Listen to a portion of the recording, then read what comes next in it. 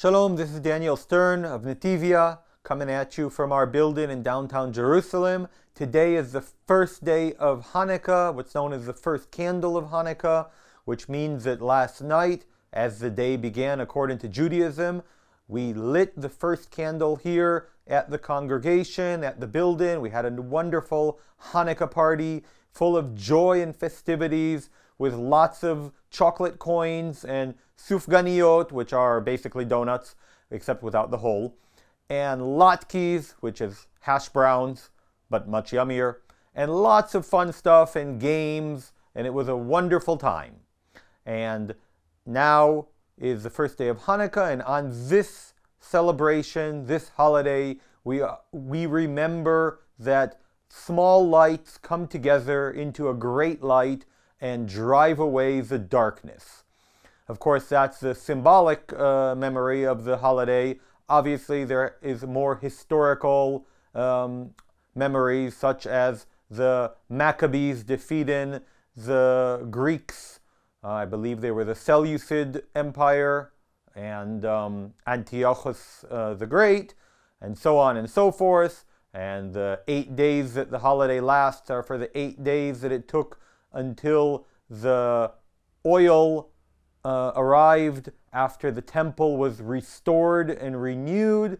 During that time, a tiny jar of oil lasted miraculously for 8 days, which allowed for the new oil to be prepared for the work of the temple. So that's Hanukkah for you. As a child, of course, it was a lovely and wonderful holiday because I received 8 days of vacation from school. Nowadays, they actually use Hanukkah in order to make teachers work more or less depending on what strikes they had during the year and what days they have to return. So kids get a lot less holiday, but they still get a lot of presents and chocolate and baked oily goods, delicious food. Why is the latkes and the sufganiyot, aka donuts without holes, the traditional food? Because they're very oily. And this is a holiday where we remember the oil. Oil, oil, oil.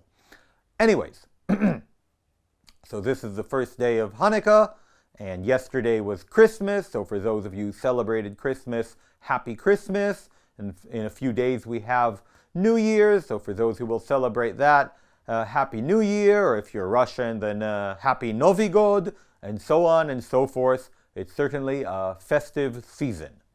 All right, now, what are we going to talk about today? Briefly, I want to talk about the negotiations for a deal to return the hostages and, of course, in return, change the military operations in the south and or release Hamas prisoners and other Palestinian prisoners. So in the last week, there was a swirl of rumors about advancement and advances in the negotiations for the release of hostages. There was a moment on Tuesday last week which even I thought that the deal was imminent, and during that time there was talk that multiple political leaders in the region, such as Benjamin Netanyahu from Israel, Erdogan from Turkey, Mahmoud Abbas, Abu Mazen, the head of the PLO, and others were all making their way to Cairo to sign agreements and reach deals. None of that came to fruition, but nevertheless, here are the relevant updates. It seems like there is some advancement, and there's talk of 33 hostages being released, 12 or 13 of them living, and the rest as bodies or body parts. Unfortunately, that's something that is part of our reality. And in return, Israel would release hundreds of terrorists and other prisoners, as well as there is talk about Israel reducing its presence in the crucial Philadelphia corridor border between Israel and Egypt, which has been used in the past 20 years for massive smuggles of contraband and arms from Egypt to the Gaza Strip.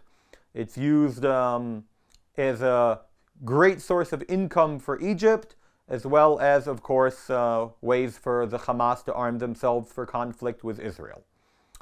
And in return for the Israelis departing, except for, of course, the hostages that would be released, there's talk of the Palestinian Authority, the Fatah, taken over as those responsible for the border crossings.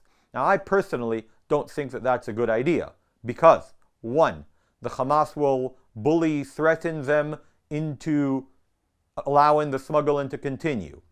Two, they already tried and failed and were slaughtered by the Hamas in 2005 and 6.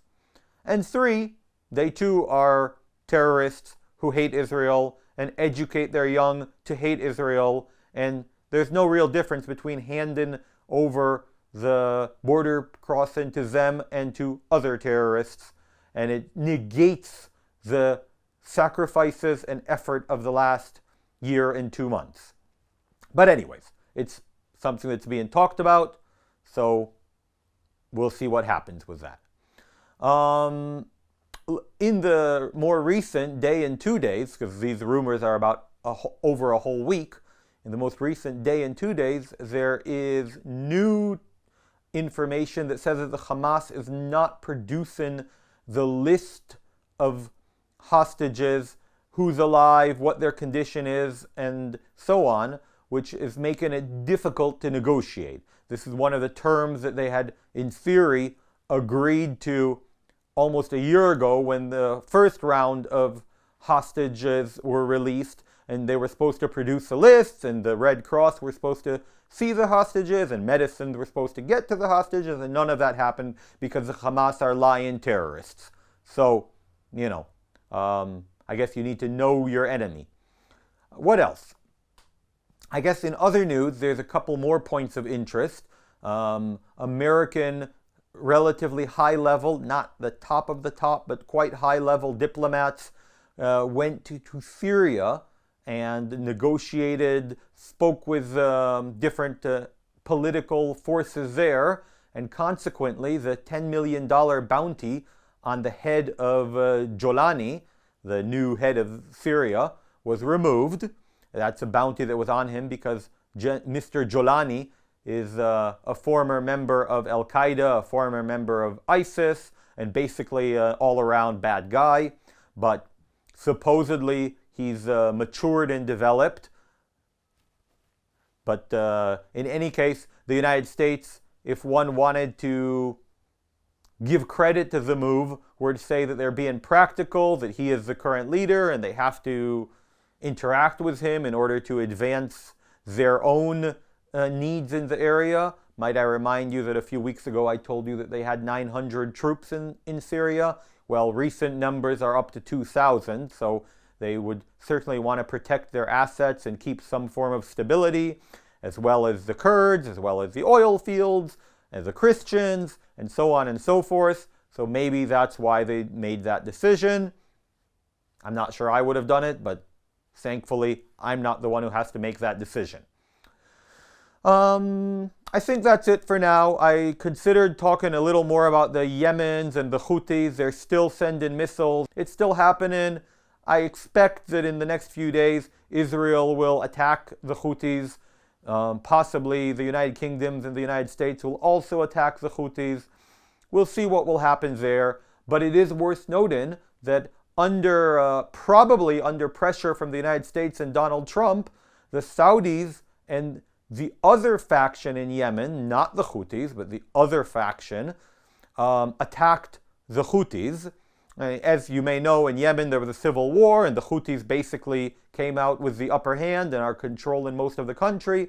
The Houthis were backed by Iran. The other faction, whose name eludes me right now, were backed by Saudi Arabia, and a coalition led by the Saudis was attacking the Houthis, but that came to an end when the Houthis bombed some Saudi refineries, and the Saudis realized that they'd rather not have their oil industry destroyed, so they kind of gave up, and that's why the Houthis control Yemen right now.